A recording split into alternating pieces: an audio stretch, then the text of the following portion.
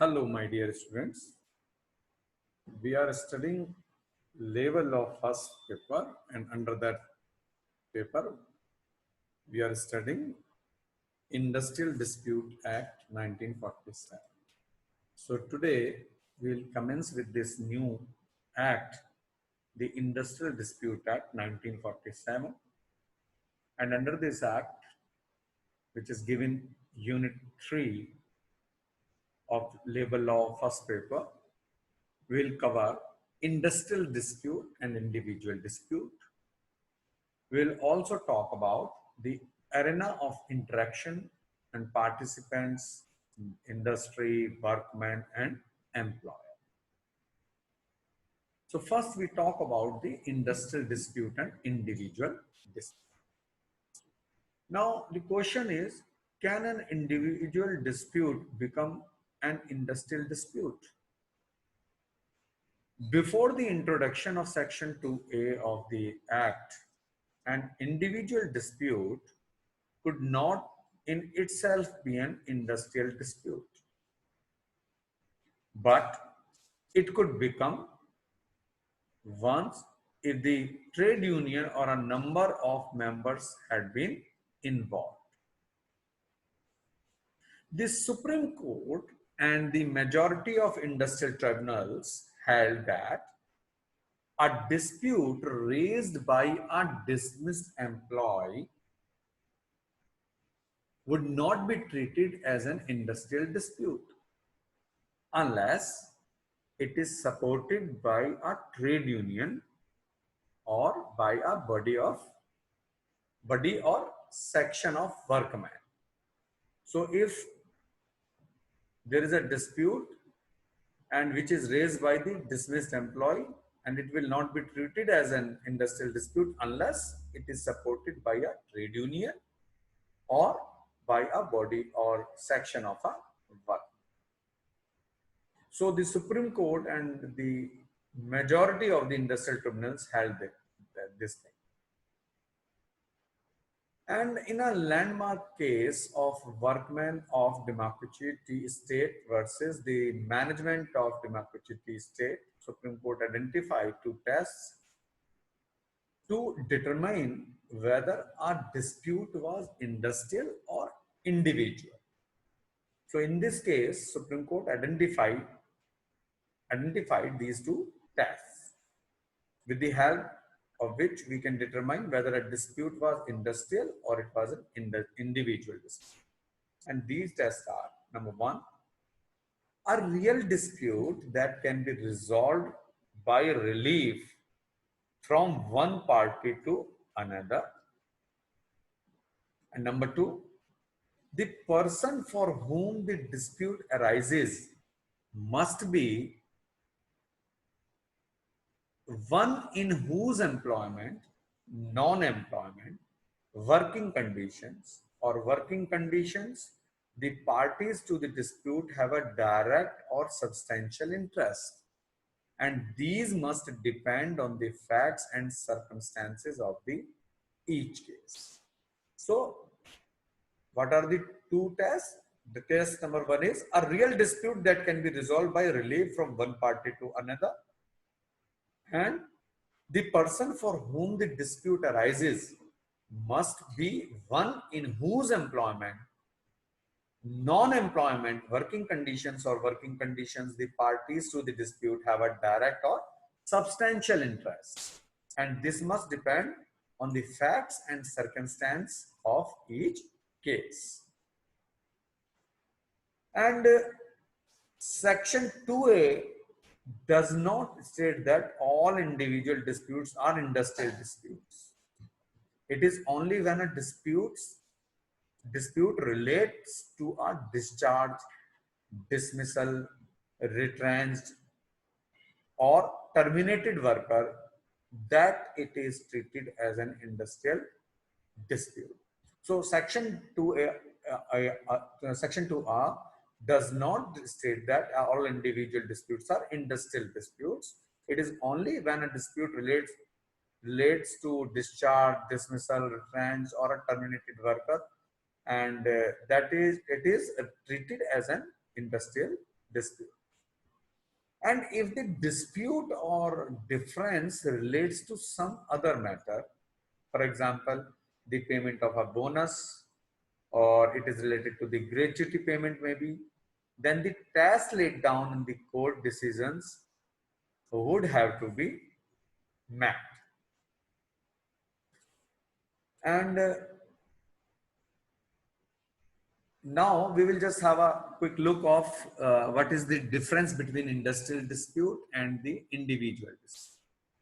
Industrial dispute given under section 2K of the Industrial Dispute Act 1947, which says industrial dispute means any dispute or difference between the employers and employers, or between employers and workmen, or between workmen and workmen, which is connected with the employment or non-employment or the terms of the employment, or with the conditions of labor of any person. So industrial dispute means dispute or difference between employer and employer, or between employer and workman, or between workman and workman, and which is connected with the employment or non-employment, or the terms of the employment, or with the conditions of labor of any person. Now we just see that so far the industrial disputes are concerned, they are more collective in nature, while the individual disputes are the individual disputes.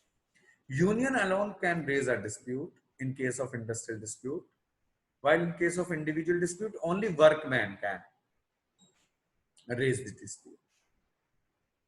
In case of industrial dispute, it must be referred by the government, while in case of individual dispute, no reference required. And in case of industrial dispute regarding any dispute, and in case of individual dispute, it can be only to the limited issues. Now, conditions under which an individual dispute becomes an industrial dispute, Supreme Court held that an individual dispute could be transformed into an industrial dispute if it was sponsored by a trade union, or if it was sponsored by a significant number of workers. In order to make an individual dispute into an industrial dispute, it must be taken up by the union of employees of the establishment, and where no such union exists, it can be married by any union of workers employed in similar trade. With regard to the second condition, if an individual dispute between a worker is dealt with the considerable number of workers of the same establishment, it becomes an industrial dispute. The court admitted that the term number appreciable does not mean a majority of the workers.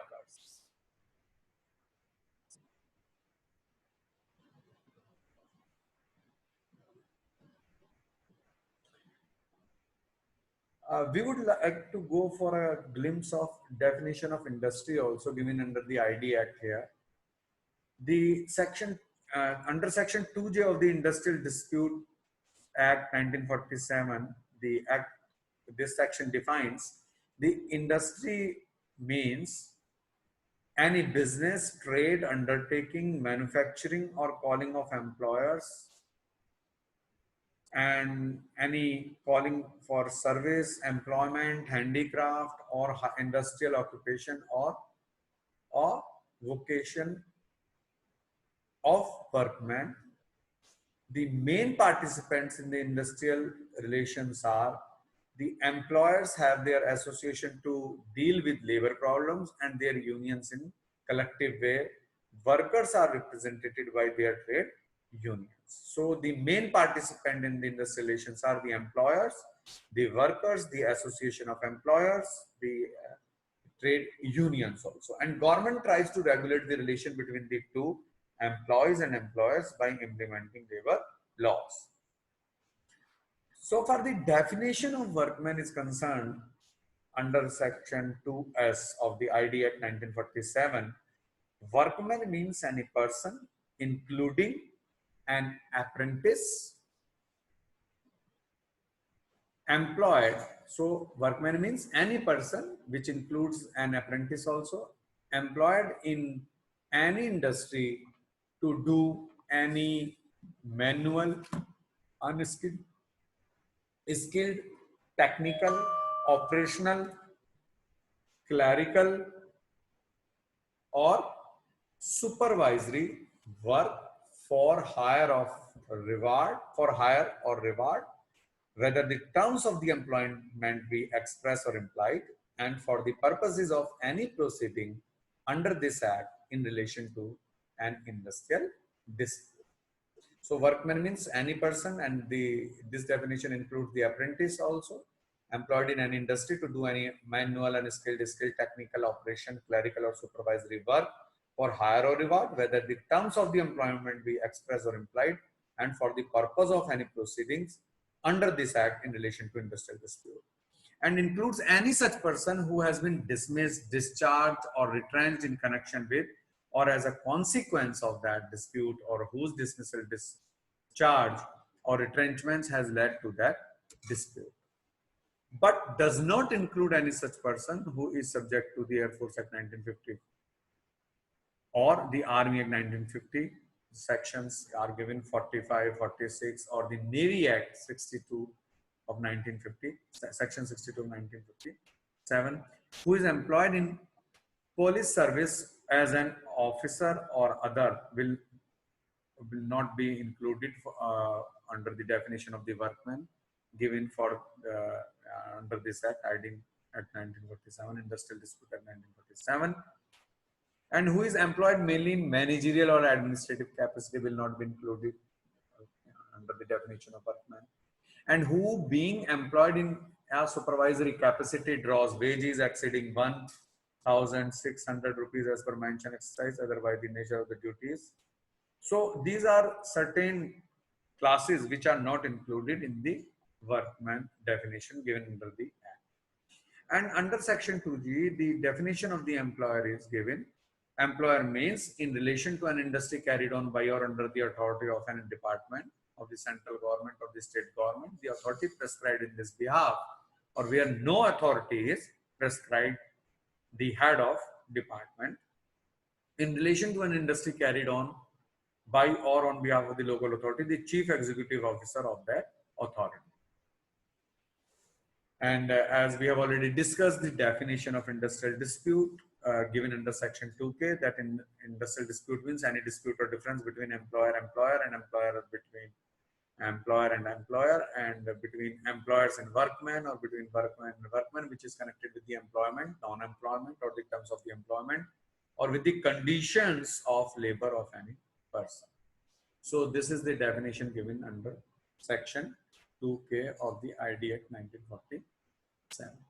So these are certain definition of workman, definition of employer given under section for the purpose of this ID Act 1947, definition of industry given under section 2J, and when an individual dispute will be treated as a industrial dispute, and what is the difference between industrial dispute and the individual dispute.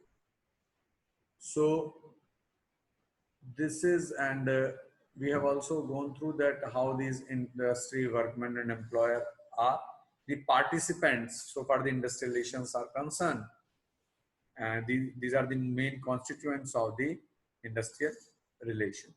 So my dear student, this is all for today's lecture. I believe this lecture will help you, and you just go through the definitions, and as I usually advise you that whenever you are just going through these PPTs notes, kindly have a look of the BEAR Act also. If you have any confusion, any doubt, take help of the BEAR Act also. So this is all for today's lecture. Thank you so much, and in our next lecture we will take up the new topic under the ID Act 1947. Thank you so much, and